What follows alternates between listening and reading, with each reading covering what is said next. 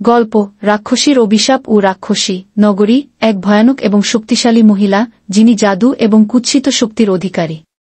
সুজানা গ্রামের এক সাহসী মেয়ে যিনি রাক্ষসীর অভিশাপ থেকে মুক্তি পেতে চায়। এক সময় একটি ছোট গ্রামে বাস করত সুজানা, এক সাহসী এবং আত্মবিশ্বাসী মেয়ে।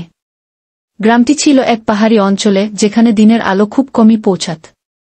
গ্রামবাসীরা ভয়ে থাকত, কারণ তারা জানত গ্রাম থেকে দূরে এক অন্ধকার বনভূমিতে এক রাক্ষসী বাস করত, যার নাম ছিল নগরী।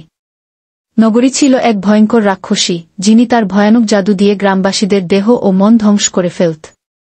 তার চোখ ছিল আগুনের মতো উজ্জ্বল, তার দাঁত ছিল শামুকের মতো বড় এবং তীক্ষ্ণ, এবং তার হাতে ছিল এক রহস্যময় শক্তি। কেউ যদি তার বিরুদ্ধে কিছু বলত, তাহলে সে সেই ব্যক্তিকে দুর্ভোগে ফেলে দিত।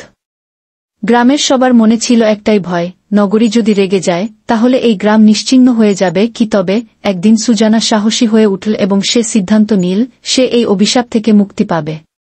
এক রাতে সুজানা মন্ত্রোচ্চারণ করে রাক্ষসীর জাদুতে শক্তিশালী একটি তরবারি তৈরি করল।